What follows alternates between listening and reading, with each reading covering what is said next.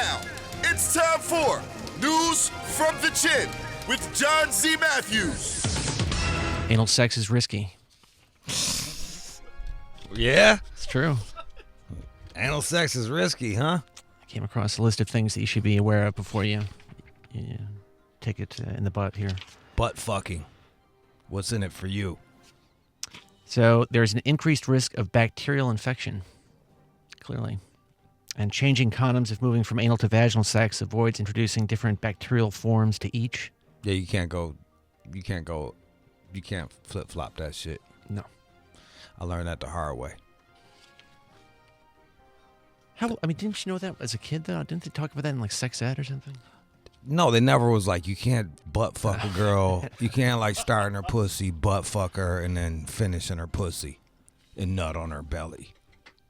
Someone told me that at one point when I was... No teacher did. Probably not. No teacher was like, you can't go fucking ass to pussy, back to fucking pussy. That seems a bit intense or for pussy sixth to grade. ass to pussy. Because most of the times you're not starting off with butt fucking. No. I only did that once. Started off in the ass and then went to the pussy. Just for... I don't know how it went that way. I just fucking did it. Just a little red bone. She didn't sort of screech or anything? No. All right. She didn't screech, John. All right. Wrong hole. All right, we know what we were doing. All right, so... And that's because the rectum's lining is also thinner than that of the vagina, and it's prone to tearing and stuff like that. So, yeah. I think my homeboy got E. coli in his dick one time from that shit. Really? Yep. Move slowly until a person establishes enough lubrication, and of course use lubrication. Change condoms, as I said, if moving from ass to vag here. I use that. Shout out to fucking... What's the shit that they gave me? Promescent lube.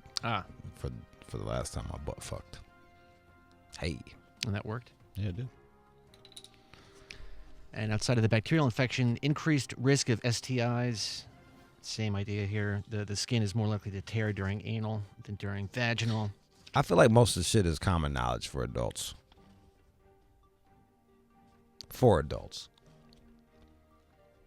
But I guess we got like some 20-year-olds that don't know shit. Supposedly in receptive anal or bottoming, HIV is 13 times more likely to infect the bottom partner than the insertive Also partner. known as johnning. That is not... No one, I'm getting johned. No one calls it that. That dude got johned so hard. And it's John hole. John hole. Where else does a dog put his dick? I see. You're getting johned. I wish that dog would run away. Oh no, someone left the door open. Oh, chocolate bars. Who? Godiva. Just leave out some truffles. Have you ever had unprotected anal? Yeah. Okay. Yeah. Of course you have. I just said it. Oh, that's right. Sorry. Yeah. Fucking 3 minutes ago. Right. That's not your go-to. No. And also, be careful. It could worsen hemorrhoids. It can irritate existing hemorrhoids, but it's unlikely to cause them. So if you've got hemorrhoids, watch out. Look out. Thanks, John. I appreciate that. Now, this one seems strange, but they're saying here, a common myth is that a woman cannot get pregnant as a result of having anal, but it's possible for semen to sort of drip out and then drip in. Yep. And then you have a shit baby. Ugh. And then finally, increased risk of a fistula. And it's possible that a tear in the lining of the anus or rectum can grow larger, and then the doctors call this a fissure or... Ugh. I know. Anal fissure. Oh, boy. All right, man. Just trying to... You just made it really hard for, like, dudes that's trying to bang their chick in the ass. And those chicks are listening. You just made it really hard for them. Do they have any upsides? Or is it just a fucking Is this just a hit piece on anal? All right. The takeaway here, anal sex can be safe and pleasurable. There you go. For some people. All right. And if you take precautions, then you can minimize the risks and have fun with the ass. Thanks, John. Oh, great. What else is in the news? All right. Of course, yesterday, Facebook and Instagram, they had some problems. But they're now back, and they're blaming a server configuration change for the outage. I'm so glad.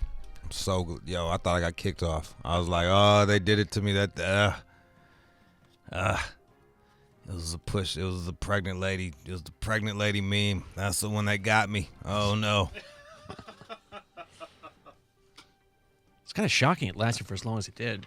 It was pretty much all day. Yeah. We met. I'm like, I don't think I've missed a White People Wednesday in a long time. This might be the second one in years. Did you like being off it at all? Yeah, it was kind of great. Once I figured out that I didn't get kicked off, I was just like, this is fucking sweet. Yeah, went home, watched some Top Chef and shit. Fell asleep early. Called it a day. But of course, that host lady, Padma, she's just so lovely. Just a nice lady. That's right. Yeah. Fucking Padma. Isn't she married to that author? She was. Satanic. Oh, she was. That's right. Yeah. So, Padma, I'm sure you're probably listening to Shade 45 because you love tuning in and hearing rap music and hearing about butt fucking. And if you're out there, you got a fan of me. You seem very sincere about that. Well, I tried to sound it. Did I sound it? Yeah, you did. Yeah. There it is. But this outage affected millions of advertisers who rely on Facebook and Instagram to connect with their customers. And there's a chance that some refunds may be. There better be some motherfucking refunds. And, of course, this is likely to be very costly for Facebook. Facebook is projected to generate average daily revenue of about $189 million a day. Whoa. Holy crap. That's a lot of revenue, bro. All right, so you take that 189 hit, pay them motherfuckers back. Yeah, I think they'll make it up pretty soon. Yeah, you'll bounce back. Yeah. You're doing 189 a day. How's that possible? And you know motherfuckers ain't paying no taxes on that shit. Probably offshore and shit. Man, all them rich motherfuckers, they got all the lawyers that know how to finesse the system. And then you got motherfuckers like us that are just like getting raped. Like, here, take all my shit. Thanks. Thank you, sir. Can I have another? Do you see a revolution coming? No. Motherfuckers, ain't no revolution. As long as they got cable TV and Xboxes, or fucking, the cats don't even use cable no more. As long as they're streaming, as long as they can stream something and fucking have Xboxes and then blow off a little steam on their fucking Instagram, let people really know how they feel from the couch, there will be no revolution. I think suicides will go up, but that's... What? I think people will feel more hopeless and, you know, probably do more drugs or some shit. But no revolt. All right. I used to try to lead revolts. I'd be like, this is some bullshit. I'd be in the office of, like, at work, be like, this is bullshit. We need to get treated better. Right, fellas? And nobody else would say right. I was like, damn, we was just talking about this 20 minutes ago. And then out I go. Next thing I know, I'm working in a fucking attic somewhere, like, by myself. Like, God damn it. I stopped pushing for that revolution shit. I'm like, let me just see how it works. Fucking find my angles. Get it. Revolution. Fuck out of here. We'll see. Conor McGregor's cell phone victim is now talking, and he says that the UFC star tricked him.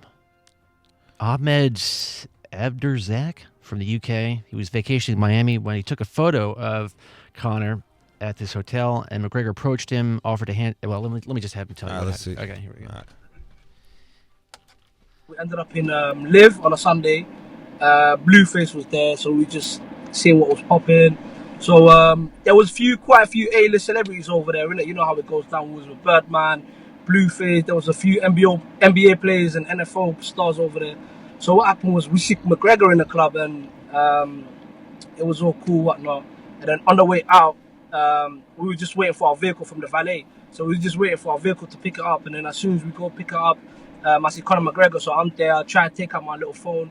And as soon as I bring out my phone, McGregor's there. Like, he come and he tried to come shake my hand. Like, he came to shake my hand. And as soon as he come shake my hand, he pulled me in and he grabbed my phone and started smashing it. And all his security guards literally surrounded me, pushed me out of the way, and he's stomping it on it. There's a video that's going to be released real soon. It was being a lot rude, so he was just like, get the fuck out of my face, you don't like move. And then I was like, yo, sir, can I have my phone back? And then there was a security and his entourage around him, and I asked them, yo, can I get my phone back, please? And then I need was goddamn like, yo, subtitles for this motherfucker. You could summarize that story in about. Sound like I was just listening like the Christmas Carol or some play or something. Hello, fucking Oliver Twist. Let's wait for the fucking video to come out. I was looking for it. Because there's his side, there's the other guy's side, you know. Well, I don't think Conor should reach out and smash somebody's phone. That sounded a little far-fetched. Like, hey, come here, let me just... You haven't taken a picture of me yet, and you just happen to have your phone out. So let me just... Yeah. You know what I mean? Like, oh, there's a guy with the phone. He might take a picture of me. Come here a second. Break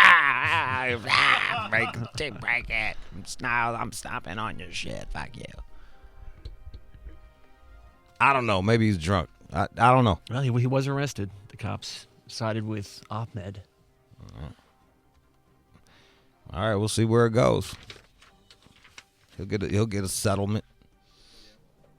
That's all McGregor does is fuck up and then pays for it.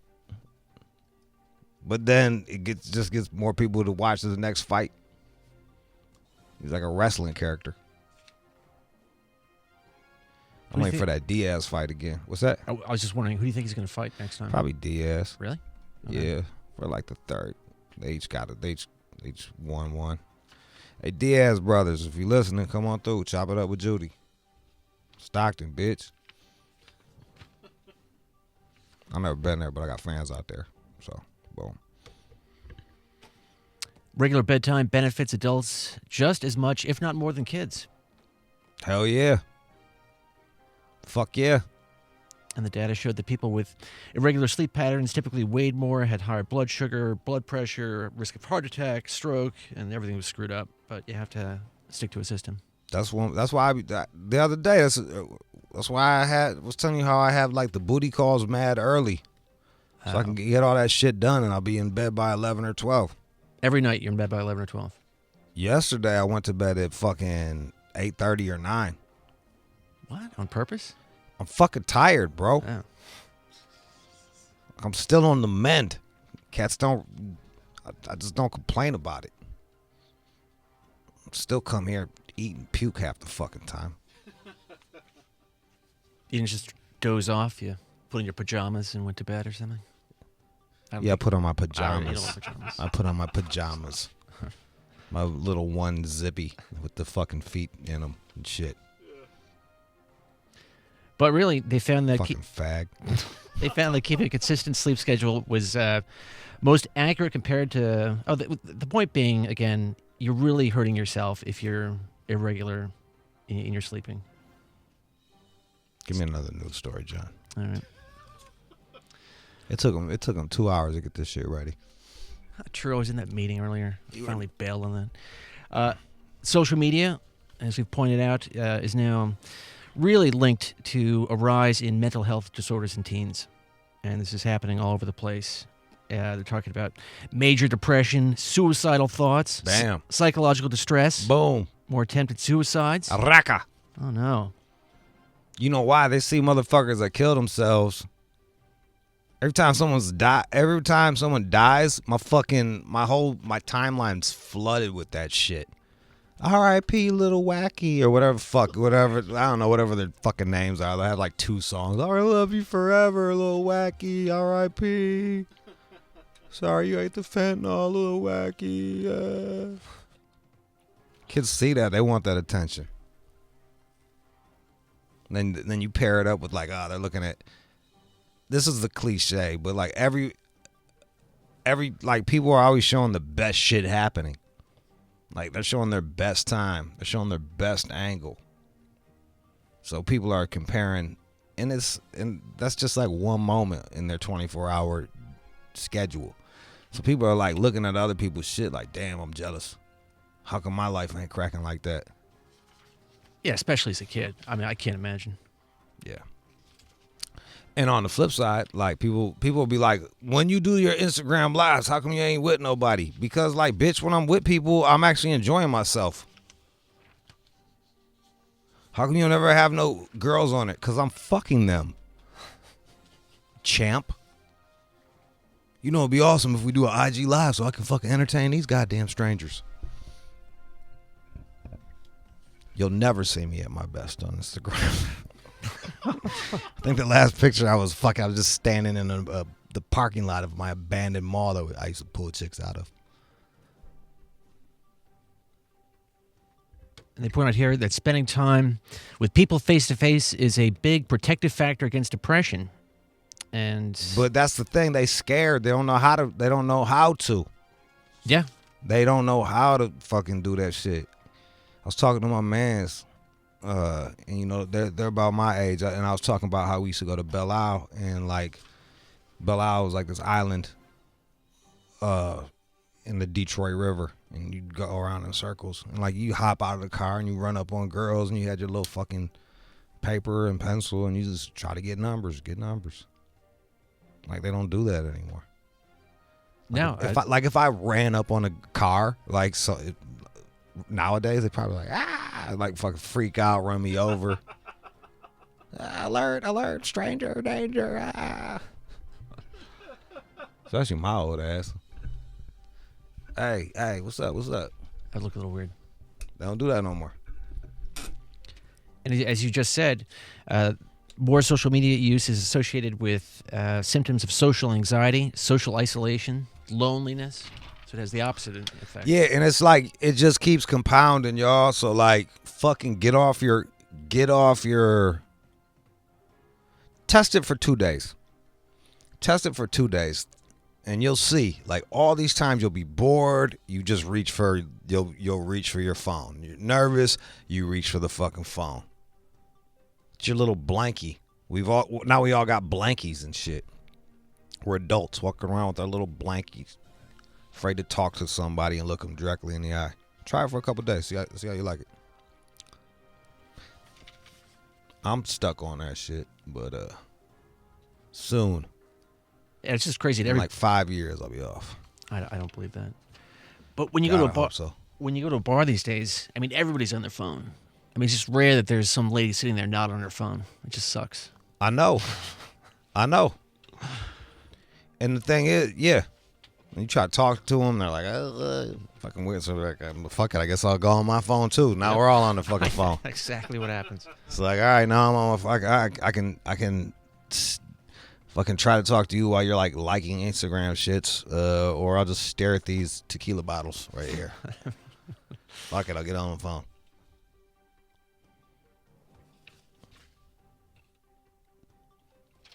I do have some good news. Do you got some good news? It's questionably good. All right, hit them with the good news. Somewhat good. And now, time for good news. So there is this robber over in China, and he went up to a lady at an ATM with a knife, stole her money, but then had her check her balance, realized she didn't have any money, so he gave it back to her. So I guess that's kind of good. That's fucking awesome. Wait, hold up, man. That's the story. What? Sorry. So the robber, he walked up on her and he was like, put like a knife to her. Right. And was like, withdraw some money. Yep. And then he saw her balance and was like, never mind. And he actually started to laugh when he gave her back the money. Oh, you got a video on this shit? Hold up, I gotta watch this shit. 视频中，一位身着黑色羽 Well, 绒服的 motherfucker, John, 男 can't nobody speak Chinese sorry. that listen. They don't speak Szechuan or what the fuck, Cantonese or what the fuck. All right, I can All right, actually. so this lady, she this dude ran up on her with a knife. He's got her hemmed in. It's like she's like in a little box, and he's and he's talking to her. He's like, "Give me." You can't understand it. He's like, "Give me change, give me all money."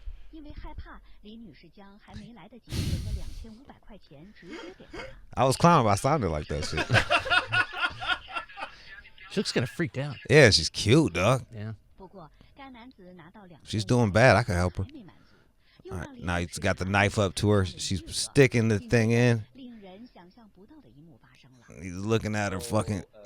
He's looking at her goddamn thing. Was like, yeah. I'm not gonna rob you. Get off for free. It's a nice robber. I guess. He could have been a dick and took all our money, but like, damn, bitch, you broke as hell. Right here, just keep that shit. Oh, check him out. So he actually smiles. I think he was trying to come on to her. There he goes. He's smiling and gave the cash back. And by the way, they did pick him up. There you go, Romeo. They picked his ass up. Yeah, they found him. They are calling him here Dang, maybe. But he was arrested. His name's Ding Dang? Dang, D-E-N-G. Mr. Dang. Well, wish he would have got away. So she only had $371. He was just like, man, don't worry about that shit, girl. Keep that shit. Peace. That was the news.